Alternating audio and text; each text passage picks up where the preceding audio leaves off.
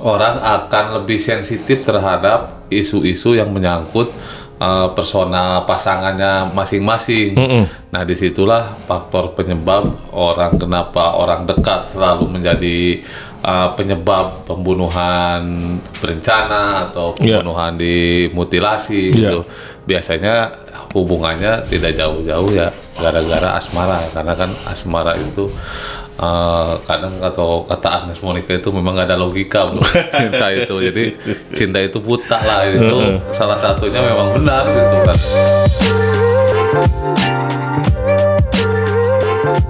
Oke, udah bulan Februari bro. Udah 1 bulan rehat bro. Ya bener ya, 1 bulan ya. Ya terakhir kan awal Januari 2025, tapi tapingnya kalau nggak salah Desember bro. Iya. Emang lu sibuk apa sih, atau mau healing atau apa? Ya pertama kan kita liburan tahun baru, menjelang liburan tahun baru kan. Setelah itu baru kita sibuk pilkada tuh, ngurus pilkada. 2-3 minggu ya capek tuh. Setelah MK kita ngawal kawan kita kan satu ke Bali. Masa liburan ke Bali perlu dikawal? Ya kan ada agenda tertentu, bukan liburan, sebenarnya bukan liburan itu. Yang pengawalnya banyak kan? Iya banyak. Iya, berapa hari ya? Jadi kelelahan secara psikologis dan secara fisik juga ya? Iya betul. Menimpa. Ya, akhirnya kan kita kalau nggak dipaksa ya males terus. Iya, padahal udah banyak ini yang menunggu. Isu-isu hukum udah banyak yang terlewat bro. Terutama nih ada yang seru lagi. Seru terhadap beritanya, tapi buat kita miris ya. Buat kita miris secara sosial juga. Aduh, gimana sih kok bisa terjadi kayak begini? Tentang mutilasi bro di Jawa Timur ya, di Ngawi kalau nggak salah. Udah catch up nggak lo bro sama beritanya? Yang gua tahu sih yang dimasukin koper, dimutilasi, terus dibuang kan. Koper merah. Ya itu aja sih yang gua tahu, cuma untuk motifnya apa, cuma kan yang secara umum mereka memang bukan pasangan suami istri ya. Ternyata pasangan selingkuh, infonya sih demikian gitu. Jadi motifnya ada percekcokan, entah karena cemburu atau apa, matinya dicekik gitu kan. Iya betul. Matinya berarti bukan dimutilasi? Ya mati dulu baru dimutilasi itu. Nggak ada yang tega juga kali yang memutilasi hidup-hidup. Bukan. Harusnya nggak ada yang tega juga memutilasi, walaupun yang dimutilasi mayat. Iya, kalau udah dimutilasi kan artinya orang udah jadi mayat kan, udah mati. Nggak bisa dimutilasi hidup-hidup. Iya, nggak bisa lah. Itu kayak ini, itu kalau itu benar-benar udah kejiwaannya kena itu. Ini juga kejiwaannya kena kalau sampai tega kayak gitu kan. Iya, jadi kan gini, kalau ngelihat info-info, ini berarti matinya itu kan karena dimutilasi udah enggak, tapi kan katanya karena dicekik gitu kan. Proses pencekikan itu biasanya tuh pasti ada pemicunya dong bro.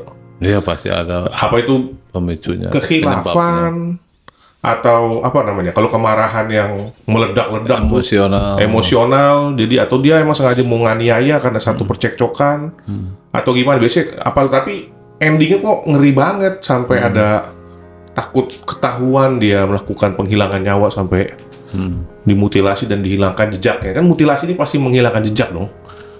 Bukan karena serta-merta dipotong-potong gitu dan dibuang gitu. Kenapa nggak ditinggal aja? Pengen menghilangkan jejak dan nggak mau bertanggung jawab dengan pembunuhannya gitu kan? Iya. Kalau orang melakukan mutilasi kan artinya ya menghilangkan jejak untuk menghilangkan barang bukti kan. Barang bukti itu ya korban sebagai pelaku pembunuhan. Jadi memang dia niatnya udah benar-benar jahat banget. Artinya bisa jadi pembunuhan itu sudah berdasarkan rencana sebelumnya gitu loh. Karena kalau memang biasanya terjadi percekcokan di situ, terus terjadinya penganiayaan hingga menyebabkan korban meninggal, itu kan orang biasanya panik, ya minta tolong lah, terus dibawa ke rumah sakit atau langsung menyerahkan diri kan seperti itu. Kalau ini kan dia ada rencana dulu nih, beli koper dan lain-lain itu yang harus digali oleh penyidik. Gitu. Jadi ini bisa jadi kalau berdasarkan kronologis sepintas ini bisa jadi memang dia pembunuhannya udah direncanakan terlebih dahulu. Oh, beli kopernya itu sebelum. Kalau berdasarkan berita sih beli kopernya itu setelah meninggal gitu. Kalau gua salah gua koreksi itu karena nggak ngikutin terus juga gitu. Nah, karena tidak muat si korban ini dimasukin dalam koper, akhirnya dia belilah pisau dapur, dipotong-potong lah, dimasukin jadi beberapa bagian di dalam koper gitu, bro. Makanya dibuang ke tempat-tempat terpisah gitu kan. Ini baru diketahui bahwa perempuan ini ternyata hilang, diketahui keluarganya mungkin lah. Maksudnya supaya susah dilakukan identifikasi oleh penyidik ini jenazah ini siapa gitu. Ini kan kasus mutilasi ini nggak sekali dua kali kan. Ini kan ada terus dari tahun 90-an bahkan ya. Ya, udah bahkan banyak dari tahun 60-an. Ini nih apa? G30 SPKI walaupun itu tidak terdata lah. Tapi untuk banyak dimutilasi, kita skip lah. Dari tahun 70, 80, 90 selalu ada terus. Bahkan sampai tahun 2008 kalau nggak salah ingat waktu itu, kita baca berita-berita tuh, saya juga baca berita kan. Info-info ada puluhan, 20-an, berapa puluhan tuh kasus mutilasi itu. Dan ternyata banyak ujung-ujungnya nih, pertama orang dekat, dan yang kedua gara-gara dendam atau sakit hati, gara-gara asmara, atau asmara atau dendam sakit hati, irisannya itu aja lah. Itu kayaknya besar banget arahnya ke sana. Ada komentar nggak, bro? Dan kebetulan yang di Jawa Timur ini juga gara-gara asmara, walaupun katanya dia gara-gara menghina anaknya gitu kan, anaknya si pelaku. Tapi kan motif pertamanya mereka ada hubungan yang kurang baik lah di luar pernikahan ya kayaknya ya. Gimana, bro? Ya karena faktor utama seorang melakukan pembunuhan itu kan biasanya terdorong dari rasa emosional ya, bro.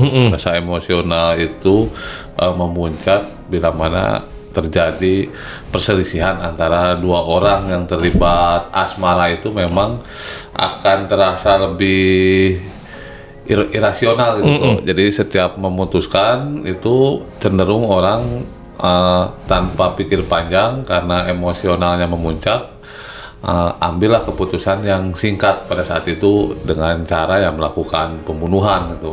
Karena itu kembali ke soal psikologi ya bro, psikologi seseorang pada saat orang itu menjalin hubungan pribadi antar personal, itu memang orang akan lebih sensitif terhadap isu-isu yang menyangkut personal pasangannya masing-masing.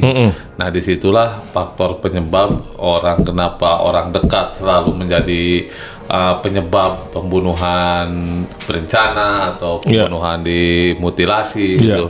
Biasanya hubungannya tidak jauh-jauh ya gara-gara asmara, karena kan asmara itu kadang, atau kata Agnes Monica itu memang gak ada logika bro.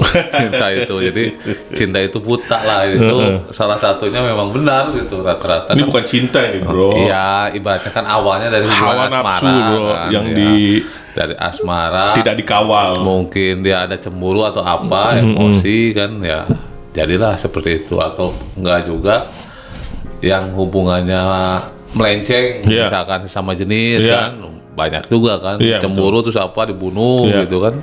Jadi sebenarnya rentetan pemutilasian ini untuk bukan hanya menutupi satu peristiwa aja, ya kan, peristiwa yang itu, tapi kan kayaknya nih ada gandengan peristiwanya nih. Kalau nih ketahuan melakukan pembunuhan ini, berarti dia juga ketahuan tindakan-tindakan lain yang di luar momen itu, gitu kan? Karena kaitannya dengan asmara ya tadi, ketahuan tadi menikah melakukan hubungan non suami istri, gitu, ketahuan sama keluarga besar dan lain-lain, akhirnya secara melakukan sesuatu yang ini sebenarnya membunuhnya sendiri itu sesuatu yang udah extraordinary gitu. Extraordinary itu bukan dalam kata hukum ya, koridor hukum, tapi extraordinary dalam kehidupan sosial gitu kan, berani menghilangkan nyawa orang. Yang kedua, melakukan perbuatan yang sangat menjijikan gitu bro. Memotong itu di luar kapasitas manusia. Ngebayangin aja kita udah nggak sanggup ngebayangin. Ngebayangin aja kita udah nggak sanggup, apalagi orang tersebut ada hubungan dekat dengan si pelaku gitu kan. Iya, makanya ada juga nih kasus mutilasi itu, sempat gua riset sedikit, ada yang bebas bro. 1-2 orang gara-gara mengidap gangguan jiwa Walaupun ada yang memang hukumannya berat, hukuman mati. Ada juga yang seumur hidup, ada yang 20 tahun sampai 20 tahun ke bawah, ada macam-macam lah. Cuma ada yang bebas juga. Nah, pertanyaan gua untuk membuktikan bahwa dia ini benar-benar mengalami gangguan jiwa, siapa yang didengarkan tuh nanti kesaksiannya? Yang didengarkan kesaksiannya dokter kejiwaan, bro. Dokter jiwa itu pasti harus diperiksa kan? Ya harus diperiksa di depan persidangan, harus dihadirkan hasil analisa dia, hasil pemeriksaan dia kan disampaikan di dalam persidangan. Apakah benar si A ini mengalami gangguan jiwa, karena perbuatan apapun kalau mengalami gangguan jiwa kan tidak bisa dipidana. Dia alasan yang tidak bisa dipidana ya, gangguan jiwa. Ya pertanyaan gue, kalau dia dibebaskan gara-gara sebab gangguan jiwa, itu sudah kemana? Apanya? Ya bebas begitu aja enggak kan? Apa dia harus direhabilitasi atau gimana? Kan ini gangguan jiwa juga berbahaya juga buat masyarakat kalau misalnya posisinya seperti itu. Bebas liarkan. Wah, betul. Ya kalau bebas liarkan udah kayak udah kayak penangkaran. ya yang lebih tepat ya ibaratnya dimasukin ke rumah sakit jiwa lah, dikasih pembinaan, disembuhkan gitu kan. Sekarang banyak juga tuh orang yang ngurus-ngurus ODGJ akhirnya bisa sembuh gitu kan. Ya harus seperti itu, apalagi orang tersebut melakukan pembunuhan, itu kan sangat mengerikan kalau dibiarkan bukan bebas begitu seperti aja. Bebasnya manusia normal dong. Iya, harus disembuhkan, dirawat di rumah sakit gitu, bro. Jangan dibebaskan seperti manusia biasa, karena kan beresiko. Iya. Kembali lagi tadi ke yang tadi Ngawi tadi, kalau bentuk persiapannya itu kelihatan, misalnya beli kopernya itu di awal, sebelum momen pencekikan itu atau hilangnya nyawa, atau sesudah? Kalau berdasarkan berita yang gue baca sih sesudah. Di sesudah, berarti kan dia nggak bisa dibilang berencana melakukan pembunuhan dong, bro. Apalagi lu bilang tadi kalau dia meledak-ledak. Kan meledak-ledak itu posisinya itu pada saat momen itu. Jadi kan nggak bisa dibilang pembunuhan berencana gitu. Nggak, kalau kita harus bedakan juga, kalau ibaratnya beli koper terus beli pisau. Itu kan pasca kematian. Betul. Artinya perencanaan itu harus ada sebelum pasca orang tersebut kehilangan nyawa kan? Sebelum momen kehilangan nyawa. Sebelum kehilangan nyawa. Jadi yang harus dibuktikan itu rencana dia sebelum orang itu mati itu apa aja harus dijelaskan, harus digali gitu kan. Nah, bisa jadi kan memang pada saat itu belum disiapkan koper atau pisau, karena membunuhnya mungkin dengan tangan kosong gitu kan. Nah itu termasuk pembunuhan berencana juga, yang pasti harus bisa dibuktikan bahwa si pelaku dengan adanya pertemuan di suatu hotel misalkan udah direncanakan untuk menghilangkan nyawa si korban gitu. Nah itu yang harus dibuktikan oleh jaksa nantinya. Jadi pemutilasian sendiri dalam perspektif hukum ini kan udah melakukan tindakan yang mana terhadap mayat yang sudah tidak ada nyawanya, nggak ada akibat hukumnya ibaratnya. Atau ada ya? Ada, bro. Pemberatan? Ada bro. Jadi ada pasal juga yang dalam KUHP ya. KUHP lama. Menyembunyikan mayat itu, ibaratnya tuh itu masuk juga kriteria, ada pasalnya. Gitu. Jadi ibarat kata ini pemberatan walaupun ANSI secara undang-undang nggak ada gitu kan. Pemberatan kondisi masyarakat gitu. Ini kan cuma ngelihat kasusnya. Nggak, itu pasalnya konstruksinya terpisah. Tetap ya? Tetap terpisah. Tapi kalau dalam hal ini si pelaku yang melakukan pembunuhan terus dia melakukan mutilasi dan membuang jenazah korban, itu biasa tetap dalam satu pasal rangkaian pembunuhan. Nah, ada contoh peristiwa gini, bro. Ada pernah satu kasus orang melakukan pembunuhan. Ada beberapa orang nih, ada 3 orang lah anggap melakukan pembunuhan. Yang satu ibaratnya memukul, yang kedua menendang, terus tiba-tiba korban ini mati. Nah, orang yang ketiga ini menyembunyikan jenazahnya. Nah, dari 3 orang pelaku ini kan perannya beda-beda nih. Betul. Nah, yang 2 orang ini menyebabkan kematian. Bisa penganiayaan menyebabkan kematian atau pembunuhan lah. Bisa menyebabkan kematian atau pembunuhan. Nah, yang orang ketiga ini karena perannya menyembunyikan jenazah, dia dipidana dengan pasal menyembunyikan jenazah. Itu pasalnya terpisah. Gitu. Nah itu ada kasus demikian juga. Jadi kalau si pelakunya masih sama itu tetap pasalnya jadi satu, pasal pembunuhan aja. Oh gitu. Oke. Ya, ini kan perspektif secara hukum. Kita harus mengupas ya secara hukum. Ya kita nggak melulu ngelihat, kok pembahasannya kejam sekali. Kita mau ngelihat nih yang berjalan secara singkat sih. Kita bukan peneliti yang menyajikan seluruh data gitu. Untuk kita ngelihat secara singkat perspektifnya seperti apa. Oke. Ya kira-kira penyebabnya apa untuk menghilangkan kasus begini? Atau memang ya kasus begini ada momentum-momentum ya, misalnya ekonomi lagi sulit, apa tekanan lagi berat, atau gimana? Kalau dari latar belakang mereka ini terlibat, ya boleh dibilang cinta terlarang yang bukan masalah ekonomi sih, lebih kepada gangguan psikologis kejiwaan mereka karena asmara itu dia gitu. Kecuali kalau suami istri kan, nah itu biasanya ekonomi terganggu. Iya, kalau ini kan dua-duanya memang ada hubungan asmara secara terlarang kan, karena si laki-laki kan menurut kabarnya udah berkeluarga juga gitu, bro. Oke. Berarti ya secara sosial ya walaupun secara umum terjadi begini, nggak ada resep spesifiknya ya untuk menghilangkan benar-benar pemutilasian begini ya. Oke.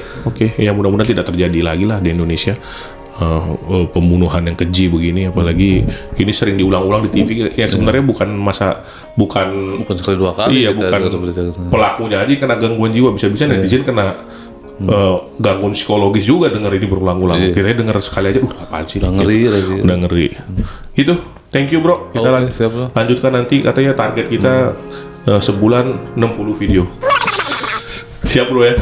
Gempor bro. Iya. Oke, terima kasih.